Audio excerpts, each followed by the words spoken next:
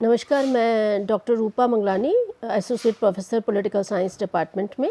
हमारा आज का टॉपिक है जापान के संविधान में मंत्रिमंडल। तो जापान में प्रधानमंत्री और मंत्रिमंडलों की अपेक्षा अधिक स्थायी होते हैं, वॉर्ड मैक्ट्रीज का ये कहना है। इसी संदर्भ में हम जापान के मंत्रिमंडल को देखें तो हमें ये दो स्तरों पर देखना होगा। पहला स्तर ये कि मेइजी संविधान में मंत्रिमंडल की क्या स्थिति थी, और दूसरी बात कि शोवा संविधान में मंत्रिमंडल की क्या स्थिति थी।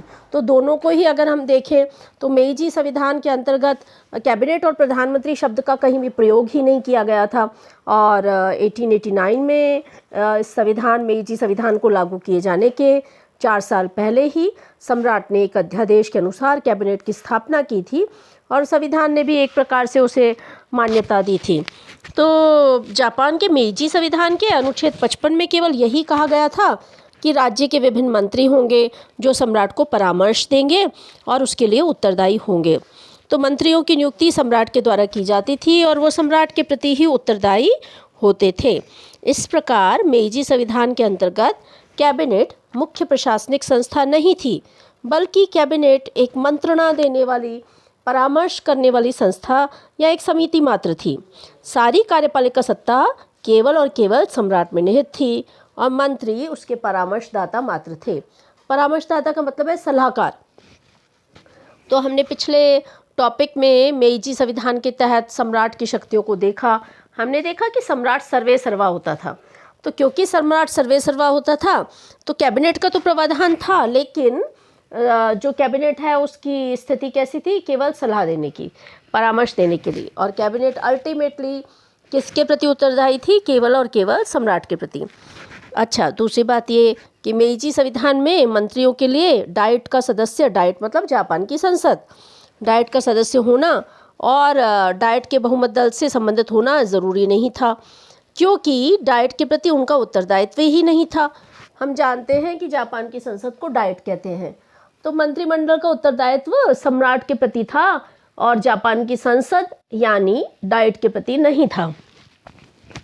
तो इस प्रकार जो है केवल व्यक्तिगत रूप से मंत्री ही सम्राट के प्रति ही उत्तरदायी होते थे। अच्छा, दूसरी बात, प्रधानमंत्री की नियुक्ति सम्राट वरिष्ठ राजनीतिज्ञों या मुद्राध्यक्षों या शाही परिवार के मंत्री या अन्य परामर्शदाताओं की सिफारिश पर करता था, और प्रधानमंत्री के लिए भी प्रतिनिधि सदन के बहुमत दल का नेता होना जरूरी नहीं था। तो इस प्रकार अच्छा, दूसरी बात, एक बात और बड़ी इंटरेस्टिंग बात है कि मेइजी संविधान के अंतर्गत जापान का प्रधानमंत्री धनी वर्ग, सेना या विभिन्न दलों के आंतरिक गुटों की इच्छाओं को ध्यान में रखते हुए उसको चूज किया जाता था। मतलब जो सबसे ज़्यादा सूटेबल था सम्राट को, उसी को प्रधानमंत्री का पद दे दिया जाता था। तो प्रथा के अनुसार युद्ध या नौसेना मंत्री के केवल लेफ्टिनेंट जनरल या वाइस एडमिरल, इनसे उच्च पदों के लिए सक्रिय सैनिक अधिकारी ही हो सकते थे।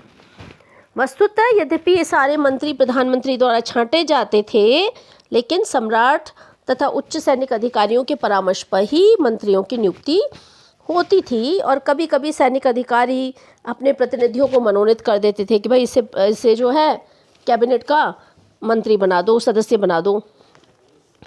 तो इस प्रकार जो है कई बार सैनिक अधिकारी अपने प्रतिनिधियों को मनोनीत नहीं करते थे और कैबिनेट का गठन लगभग असंभव हो जाता था। तो हमने देखा कि द्वितीय महायुद्ध के पूर्व तक कैबिनेट की स्थिति कैसी थी? बहुत ही निर्बल थी, और जो है प्रिवी काउंसिल, वरिष्ठ परिषद, हाउस ऑफ पीयर्स और सेना में शक्ति के विभाजन और दलों की अधिकता के कारण कैबिनेट कभी भी सरकार में अपना उच्च स्थान नहीं ग्रहण कर पाई। तो एक विद्वान है, उनका नाम है हैरोल्ड जिंक। तो हैरोल्ड जिंक ये कहते हैं कि मेइजी संविधान के अंतर्गत कैबिनेट तो थी, परंतु कैबिनेट पद्धति की सरकार नहीं थी। यानी कैबिनेट का अस्तित्व था, लेकिन मंत्रिमंडलात्मक व्यवस्था नहीं थी। तो जिंक का ये कथन सच भी है, क्योंकि मेइजी संविधान द्वारा स्थापित सरकार में कैबिनेट पद्धति की विशेषताएं ही नहीं थी। दूसरी बात, अब हम आते हैं जो है वर्तमान संविधान। अगर वर्तमान संविधान में मंत्रिमंडल की व्यवस्था देखें, वर्तमान संविधान जो कि 1947 में लागू हुआ, तो वर्तमान संविधान को शोवा संविधान भी कहा जाता है। तो इसमें जापान में मंत्रिमंडलात्मक व्यवस्था को अपनाया गया है, और ये बात इस तथ्य से स्पष्ट है कि संविधान द्वारा स्थापित शासन में मंत्रिमंडलात्मक व्यवस्था के सारे लक्षण पाए जाते हैं। तो नए संविधान में जो मंत्रिमंडलात्मक लक्षण पाए जाते हैं उनको अगर हम देखें तो कौन कौन से। पहली बात, राज्य का अध्यक्ष जो है वो औपचारिक प्रधान नहीं है। हम जानते हैं कि कैबिनेट शासन व्यवस्था में राज्य का जो अध्यक्ष होगा वो औपचारिक प्रधान है। आप भारत का एग्जाम्पल देख सकते हैं। भारत में राज्य का प्रधान यानी राष्ट्रपति वो औपचारिक है, निर्वाचित है। असली शक्ति किसके पास है? प्रधानमंत्री और उसकी कैबिनेट में है। तो इसी तरह से जापान में भी मंत्रिमंडलात्मक पद्धति की इस विशेषता को अपनाया गया है। राज्य का अध्यक्ष मात्र औपचारिक प्रधान होता है, सम्राट की शक्तियां सीमित हैं और वो कैबिनेट की बैठकों में भाग भी नहीं लेता। जापान में भारत के राष्ट्रपति या ब्रिटेन के सम्राट की भांति ही एक औपचारिक अध्यक्ष है और प्रशासन के संचालन की वास्तविक शक्तियां उत्तरदायी मंत्रिमंडल में निहित है। सम्राट राज्य और लोगों की एकता का प्रतीक मात्र है। इसी तरह से दूसरी बात है, विधायिका और कार्यपालिका के बीच घनिष्ठ संबंध है। जापान में कैबिनेट ब्रिटिश प्रधानमंत्री के मंत्रिमंडल के समान ही डाइट का अभिन्न अंग है। तो जापान में कैबिनेट किसका अंग है? वहाँ की संसद, उसको क्या बोलते हैं? डाइट, उसका अभिन्न अंग है। प्रधानमंत्री डाइट के सदस्यों में से ही चुना जाता है और संविधान के अनुसार ज़्यादातर मंत्री, अधिकांश मंत्री डाइट के सदस्यों में से ही लिए जाने चाहिए। कैबिनेट डाइट के प्रति उत्तरदायी है और कैबिनेट तथा डाइट एक दूसरे के सहयोग से कानून निर्माण तथा प्रशासन संबंधी कार्य करते हैं। एक विचारक हुए हैं, उनका नाम है काहिन। तो काहिन ये कहते हैं कि जापान की वर्तमान कैबिनेट विधायिका से घनिष्ठ रूप से संबंधित है। और तीसरी बात, मंत्रिमंडल का सामूहिक उत्तरदायित्व, collective responsibility of the cabinet. इसे मंत्रिमंडलात्मक पद्धति का सबसे महत्वपूर्ण सिद्धांत कहा जाता है कि मंत्रिमंडल जो है वो सामूहिक रूप से उत्तरदायी हो, एक सबके लिए सब एक के लिए, इस सिद्धांत को कहा जाता है।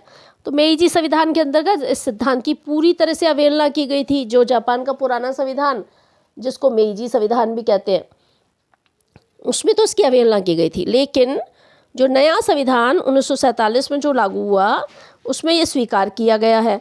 किसको स्वीकार किया गया है? मंत्रिमंडल के सामूहिक उत्तरदायित्व को स्वीकार किया गया। अच्छा, कहाँ है ये? जापान के नए संविधान के अनुच्छेद 66 में है। अनुच्छेद 66 क्या कहता है? कार्यपालिका शक्ति के प्रयोग में कैबिनेट डाइट के प्रति सामूहिक रूप से उत्तरदायी होगी। डाइट के द्वारा कैबिनेट पर प्रश्न, आलोचना करने और अविश्वास प्रस्ताव के माध्यम से नियंत्रण रखा जा सकता है। अच्छा, एक और महत्वपूर्ण जो विशेषता है वो है राजनीतिक सजातीयता। तो मंत्रिमंडल का एक पॉलिटिकल होमोजेनिटी एक बहुत महत्वपूर्ण होता है। अच्छा, ये होता क्या है? मंत्रिमंडल सामूहिक उत्तरदायित्व के सिद्धांत के अनुसार काम कर सके, इसके लिए मंत्रिमंडल में राजनीतिक सजातीयता आवश्यक होती है। राजनीतिक सजातीयता का तात्पर्य यह है कि सामान्यतः सारे मंत्री एक ही राजनीतिक दल से लिए जाएं, जिससे उनके राजनीतिक विचारों में समानता हो, गतिरोध नहीं हो, आपस में टकराव नहीं हो, सब मिलकर काम कर सके। इसलिए कोशिश की जाती है कि एक ही पॉलिटिकल पार्टी से मंत्रियों को लिया जाता है। तो जापान में सामान्यतः कैबिनेट का निर्माण एक ही राजनीतिक दल से होता है और इस प्रकार राजनीतिक सजातीयता के नियम का पालन किया जाता है। अच्छा, एक और विशेषता है, वो है प्रधानमंत्री का नेतृत्व। आमतौर पे कैबिनेट शासन प्रणाली में प्रधानमंत्री कैबिनेट का सर्वोच्च पदाधिकारी होता है, मुखिया होता है। और जो है क्योंकि वास्तविक कार्यपालिका कौन सी है? प्रधानमंत्री सहित कैबिनेट। तो प्रधानमंत्री का नेतृत्व मंत्रिमंडलात्मक प्रणाली में एक महत्वपूर्ण लक्षण है। तो जापान का नया संविधान, जिसे शोवा संविधान भी कहा जाता है, जो कि 1947 में लागू हुआ, उसमें प्रधानमंत्री को कैबिनेट का प्रधान कहा गया है। कैबिनेट राजनीतिक खिलाड़ियों की एक टीम के समान है जो प्रधानमंत्री के नेतृत्व में राजनीति का खेल खेलती है। इस प्रकार प्रधानमंत्री का नेतृत्व मंत्रिमंडलात्मक पद्धति का मुख्य लक्षण है। मेइजी संविधान के अंतर्गत प्रधानमंत्री की स्थिति सुदृढ़ नहीं थी। प्रधानमंत्री को ज़्यादा ताकत, ज़्यादा शक्तियाँ नहीं दी। सारी शक्तियाँ किसके पास थी? सम्राट के पास। लेकिन जो नया संविधान है, इसके अंतर्गत प्रधानमंत्री की स्थिति कैसी है? सुदृढ़ है। नए संविधान में उसे कैबिनेट का प्रधान कहा गया है। उससे कैबिनेट पर पूरा नियंत्रण है। सभी मंत्री व्यक्तिगत रूप से किसके प्रति उत्तरदायी है? प्रधानमंत्री के प्रति, सम्राट के प्रति नहीं। किसके प्रति उत्तरदायी है? प्रधानमंत्री के प्रति। तो इस प्रकार जो है वो प्रधानमंत्री जो है वो लीडरशिप करता है, नेता है, कैबिनेट का सर्व प्रमुख है, कैबिनेट का अध्यक्ष है। तो इस प्रकार 1947 के संविधान द्वारा पूरी तरह से मंत्रिमंडलात्मक पद्धति की स्थापना की गई है। मंत्रिमंडलात्मक पद्धति को हम कैबिनेट प्रणाली भी कहते हैं। इसे उत्तरदायी सरकार भी कहा जाता है ना, क्योंकि कैबिनेट और प्रधानमंत्री किसके प्रति उत्तरदायी हैं? बेसिकली वो डाइट के प्रति उत्तरदायी है। डाइट क्या है? जापान की संसद। तो एक विचारक हैं, उनका नाम है चित्तोशी यानागा। क्या नाम है? चित्तोशी यानागा। वो ये लिखते हैं कि 1947 के संविधान के अंतर्गत जापान की सरकार कार्य रूप में चाहे भावना में उतनी न सही, लेकिन ब्रिटिश सरकार से बहुत मिलती है। इसका डाइट द्वारा निर्धारित नीतियों के अनुकूल राष्ट्रीय कार्यपालिका पर सर्वोच्च नियंत्रण है। कम से कम संवैधानिक ढांचे के दृष्टिकोण से जापान में उत्तरदायी शासन की स्थापना हुई है। तो जापान की कैबिनेट की रचना को अगर देखें तो जापान की कैबिनेट सर्वोच्च कार्यपालिका सत्ता है। इसका अध्यक्ष प्रधानमंत्री तथा अन्य राज्य मंत्री होते हैं। संविधान के अनुच्छेद 67 में उल्लेखित है कि प्रधानमंत्री का मनोनयन डाइट के सदस्यों में से डाइट के एक प्रस्ताव द्वारा होगा। तो प्रधानमंत्री कौन होता है? डाइट का एक सदस्य। नियुक्ति कैसे होगी? डाइट के प्रस्ताव से होगा। प्रधानमंत्री का मनोनयन का ये काम डाइट कब करती है? सबसे पहले करती है। संविधान की इस व्यवस्था से स्पष्ट है कि डाइट प्रधानमंत्री को अपने सदस्यों में से ही चुनती है और उसके द्वारा चुने गए व्यक्तियों को ही सम्राट प्रधानमंत्री के पद पर नियुक्त करेगा। तो सम्राट की विवेकाधीन अधिकार नहीं होता है कि किसको प्रधानमंत्री बनाए किसको नहीं। डाइट चुनेगी और प्रधानमंत्री उसे मनोनीत करेगा, नियुक्त करेगा। प्रधानमंत्री के मनोनयन के संबंध में यदि प्रतिनिधि सदन और सभासद सदन एक मत न हो तथा कानून द्वारा स्थापित दोनों सदनों की एक संयुक्त समिति के प्रयत्नों से भी सहमति प्राप्त न हो सके अथवा सभासद सदन प्रतिनिधि द्वारा नाम तय किए जाने के अंतर 10 दिन के अंदर अंदर कोई निर्णय न ले सके, इस समय अवकाश काल को छोड़ दिया जाता है, तो फिर प्रतिनिधि सदन का निश्चय ही डाइट का निर्णय माना जाएगा। तो इस प्रकार प्रतिनिधि सदन को जो है महत्वपूर्ण अधिकार, डाइट में भी प्रतिनिधि सदन को महत्वपूर्ण अधिकार दिए गए हैं। इस प्रकार प्रधानमंत्री के चयन में अंतिम शक्ति किसके पास होती है? निम्न सदन। निम्न सदन का क्या नाम है? प्रतिनिधि सदन।